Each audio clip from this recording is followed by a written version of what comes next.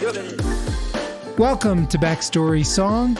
I'm your host, Doug Burke, and today we're here with Phillip White. Phillip White grew up in Alabama and moved to Nashville in 1992, determined to be a songwriter. He struggled to get his work recognized and recorded, and he poured that frustration into a song, I'm Movin' On. The song was recorded in the late 90s by an unknown group for their first self-titled album, Rascal Flatt. It wasn't until a decade later in 2002, when it was released as a single, that Phillip got his big break. The song became the 2003 Academy of Country Music Song of the Year.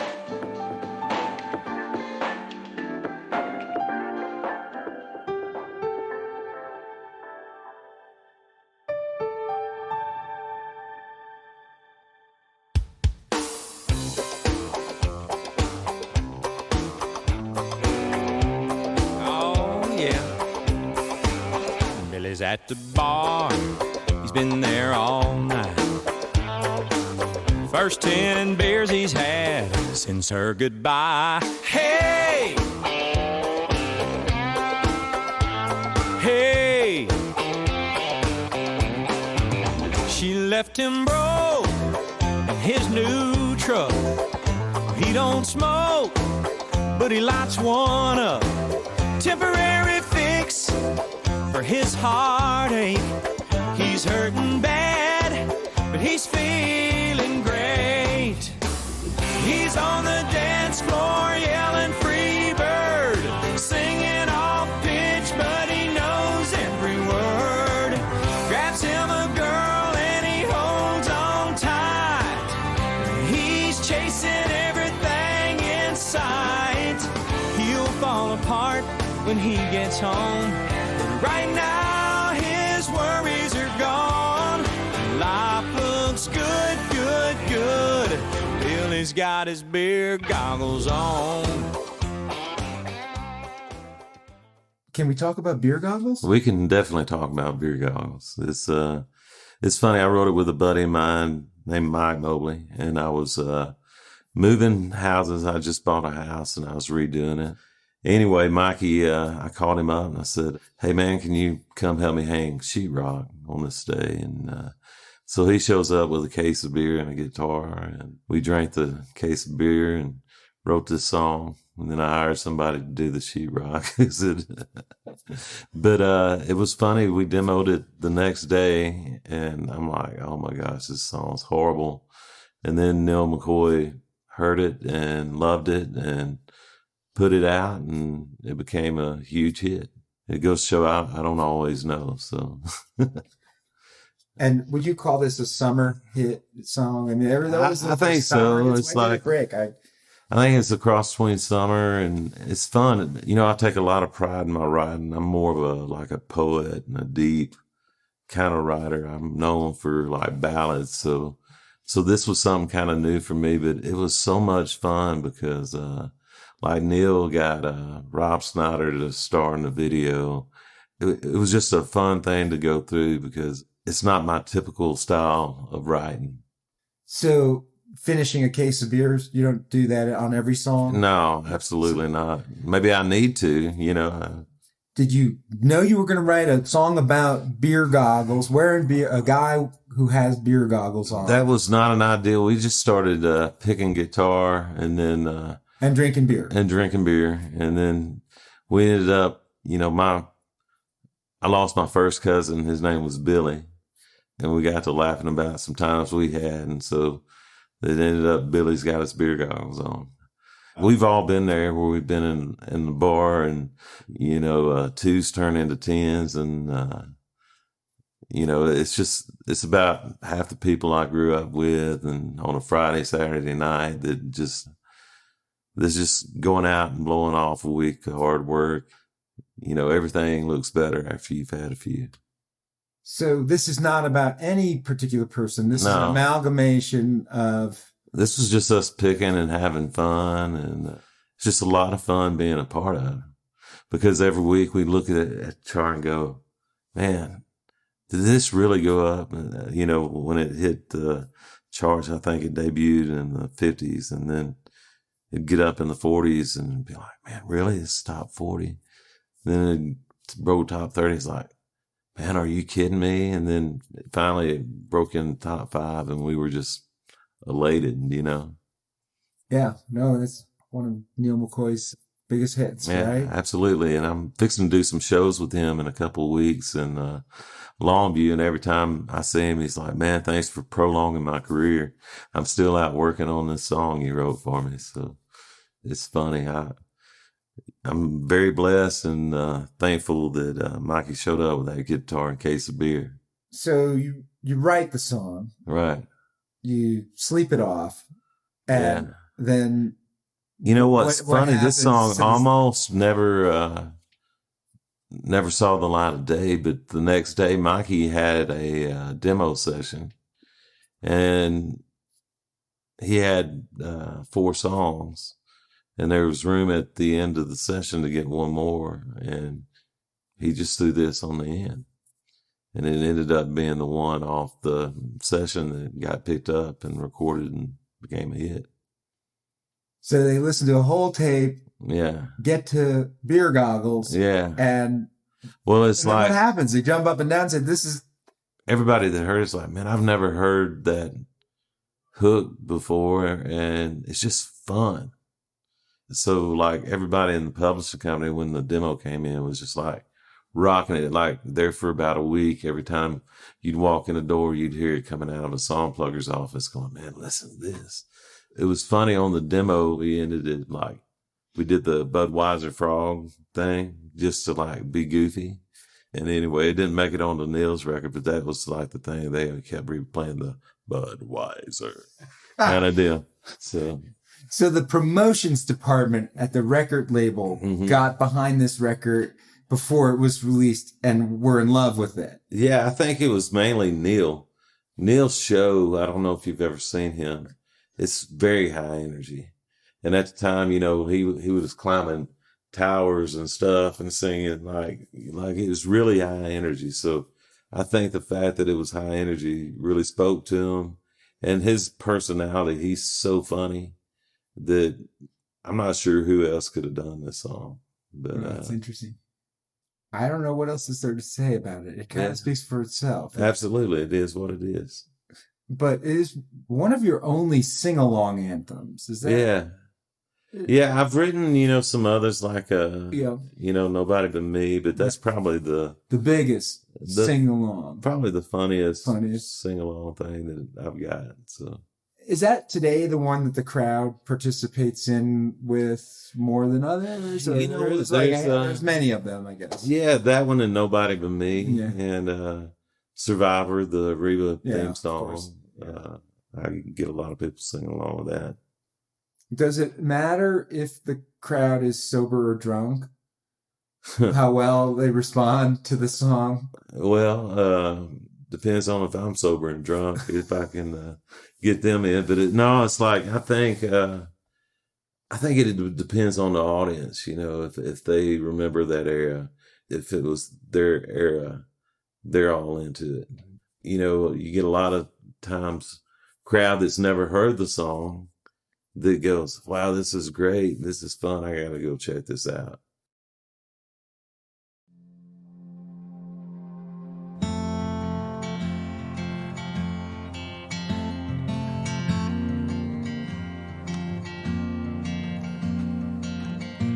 I was trying to deal.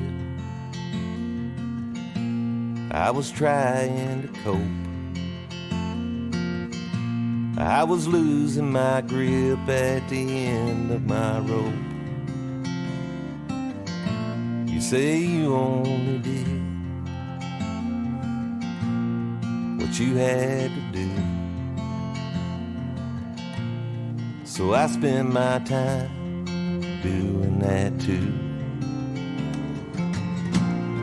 So I just stay drunk, I just stay stoned. I'd rather die young than to grow old alone. So just getting by. Yeah. When I was starting to record like this album, my producer and best friend, Paul Compton, he's like, man, you know, if you're going to do this record, you're going to have to be vulnerable. I wrote that song that day by myself, and it was just kind of about the hole that I was in and couldn't wait to get out of. You know, we recorded it. The amazing Savannah Conley, who's on Atlantic Records, she sang on it with me. Moving On, it's changed a lot of lives, and people that's heard this album and people that's kind of been where I've been, that's the one they all go to, and they're like, man, that song kills me. And it's almost too painful for me to hear. It was really painful for me to write, you know, because that's probably the most vulnerable that I've ever been as a writer. You know, to say, I live like a devil and I love like a whore. And a lot of people ask me, they're like, well, what does that mean? And it just means that I didn't feel anything. That line, love like a whore, it just means that I didn't feel anything for anybody.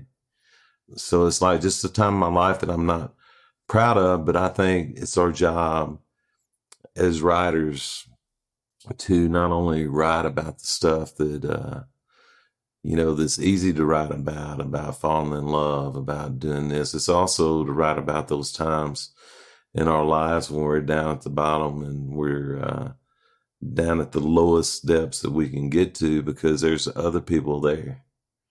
And so my hope was with this song that when they heard that, to go, okay, there's somebody else there.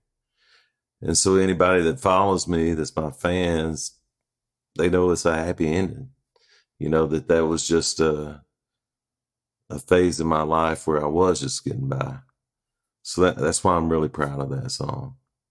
It talks a lot about drinking and drugging. Right. You know, I don't know if I've ever had a drug problem, and I'm not an alcoholic. You know, I like to drink, you know, but the Stone, it was a great rhyme, but it was also, you know, during that time, it was, you know, after going through a divorce, and I had like 5 or 6 deaths in my family at the same time, I definitely was drinking a lot more than I usually do. You know, it's definitely talking about subjects that I'm not necessarily very proud of, but it is also very real. So it's like, I'm not going to deny anything I did at any point in my life, because, you know, it's just part of my life.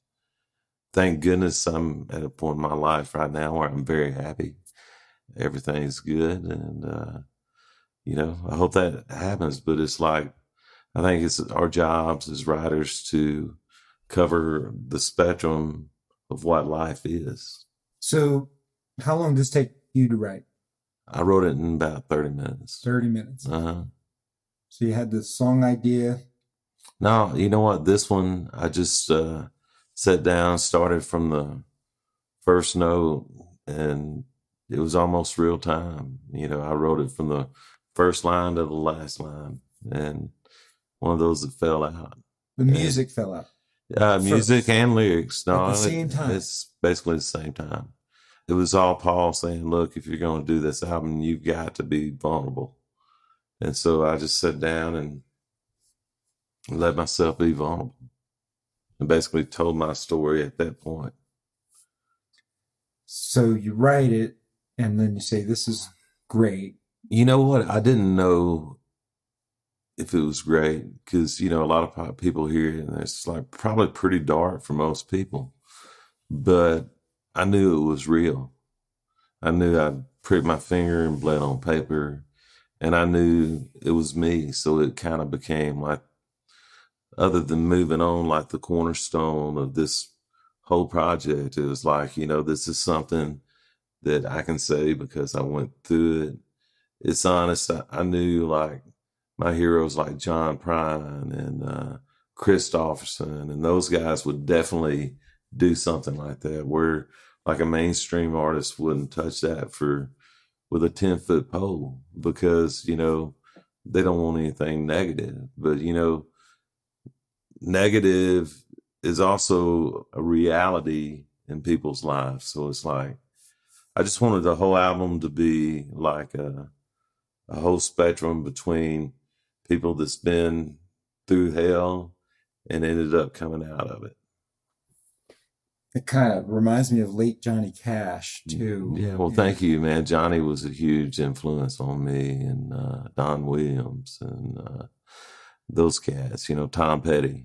Were you feeling that it was from those kind of influences at all, or did it just come?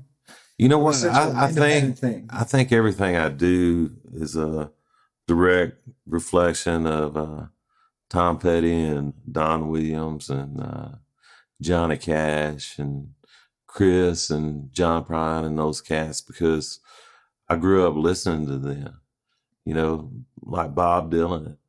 Those guys, they were all such huge influences. So I think everything I do and everything I love is a direct reflection of the music they made.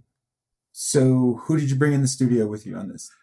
That was just me playing guitar and my producer, Paul Compton, and an amazing guitar player named John Conley, who played the electric guitar. And then I asked Savannah Conley. She's been out touring with Randy Carlisle and Brent Cobb, and she's just an amazing singer. And I've known her since she was a little girl. And I was like, hey, will you sing with me on this? And she politely agreed to do it. And so, I was really proud of it. It's not what I would call super radio friendly. Yeah, I would say it's not radio friendly at all. But in the modern era, yeah, do you think there's a place for what? People I to think find it's this kind of song? I hope there is. I knew when I wrote that wasn't going to be a radio hit. I was doing a show down in St. Augustine, Florida last year, and one of my fellow songwriters that I'd known for a year, he came up to me and he said, man, I just went through rehab because of your song. If it did nothing else but that, then it's worth it, But I've had several that get my album that's their favorite thing, that listen to it. It's like, I can't stop crying, because that's something that I went through, or it's something that I'm going through now. But then they hear songs like Alabama Clay, and I didn't make this album for radio. I made it for me and my fans. So it's like, if it never gets played on radio, then I'm still proud of it.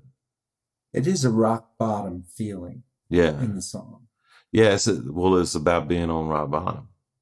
And I didn't hide from that. I let myself be vulnerable.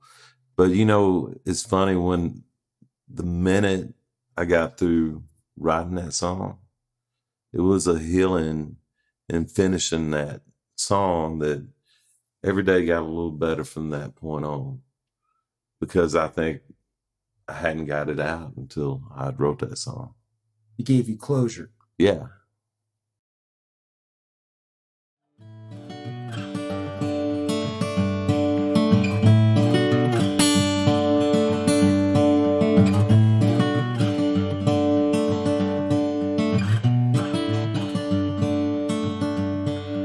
Grandma didn't own a Afghan, Grandpa whittling on a stick.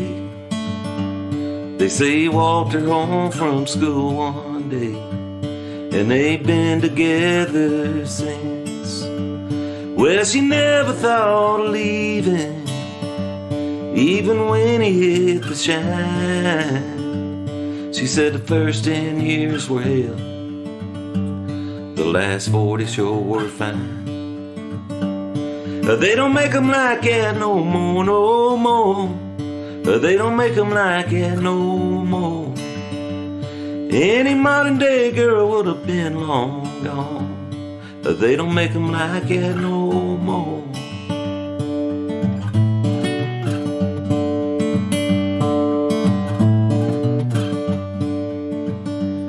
The good Lord called Grandma home in the fall of '99, and I remember Grandpa saying, I hope I'm not far behind. Well, we tried to cheer him up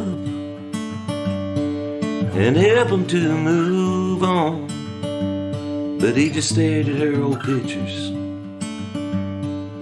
cried and smiled and moaned. Said they don't make 'em like that no more, no more. They don't make 'em like that no more. He said, I'm glad I'm not a young man now, 'cause they don't make 'em like that no more.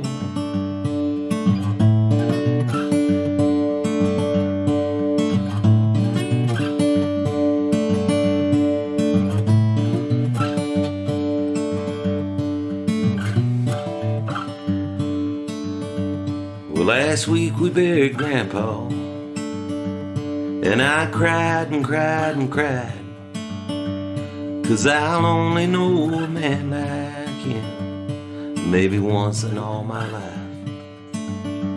Like a lightning bolt it hit me, so I pulled out my cell phone and I called a band engraver to come write this on their stone.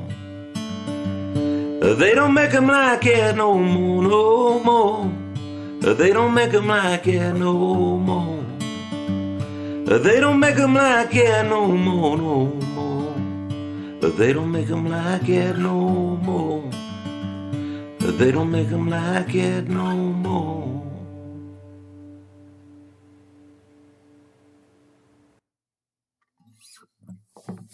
Oh, where's my box of tissues? I had it here. There, thank you. Okay. I have to give you a little backstory, if I can, and I will cut this out in all likelihood. But my dad, who at 85 passed away on Memorial Day. It was really a beautiful thing in a lot of ways, and I'm doing this in part for him. He raised 7 kids, and we were all flying to Minneapolis to go to my brother's 40th birthday. And he flew in, and 5 of my siblings flew in the night before. They had steak dinner and 2 Tito's on the rocks and a brew pub that he loved. And he went home to the Marriott, got up the next morning, and his brain arteries gave out. They rushed him to the hospital, and I was on the airplane to arrive for the party, and we all waited and we all watched him expire. And that's the first time I've seen someone die. And it was my dad, and and all 7 of us were there and got to say goodbye. We FaceTimed the grandchildren. And they all got to say goodbye. That was kind of interesting confluence of modern technology and and an event, major life event. He was a huge country western fan. Wow. And he and I had a moment after when I was in college, and we commuted together to New York in a car, and we'd always listen to country western station because he'd been a Navy fighter pilot, and those guys, that's all they listen to. Oh yeah, you know, absolutely. That's the only thing you can listen to in the Navy. Is country music. Right. You know. Right. I was telling Even Stevens that, Eddie Rabbitt's I Love the Rainy Night was in the charts right then, and that changed my life.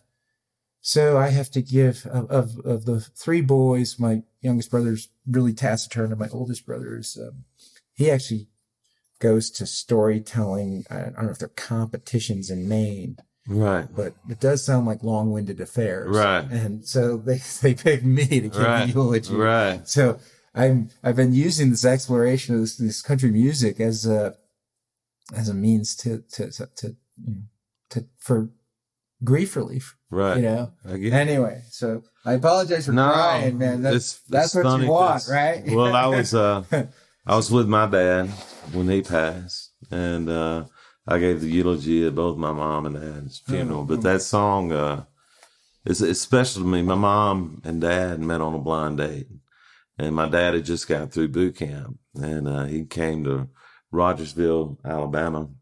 His parents had moved from Chicago to Rogersville while he was in boot camp. And so he came to see them after he got through boot camp. And my mom's best friend was my dad's first cousin. And she introduces them on a blind date. And this was like January 2nd, 1955. The very next day, my mom's best friend, dad's first cousin, gets killed in a car wreck. 2 days later, after knowing each other 3 days, my dad drives my mom from Rogersville, Alabama to Iuka, Mississippi, and they get married.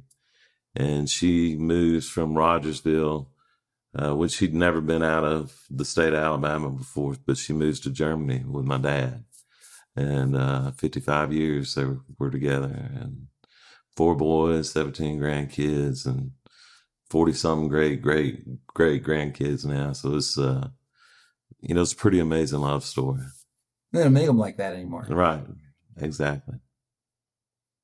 This song is about grandparents. Yeah, we made it about grandparents, and the inspiration was my mom and dad and their love story. But, being from Alabama, there's a couple places in there where I used my uncle who ended up being a deacon at his church, but back in the heyday of Prohibition and everything, he ran shine. He was married to my Aunt George Ann, who was just an angel, to put up with him, because he was just a hellraiser.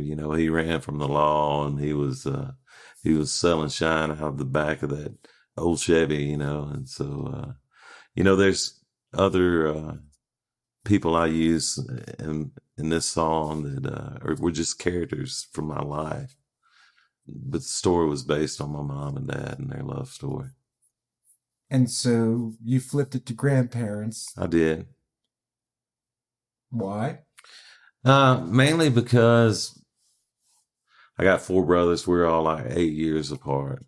And so when we started writing this song, I'm like, if I write this about my parents to, in that time period, there's not going to be any artist that's going to relate to it, but they would relate if it was their grandparents.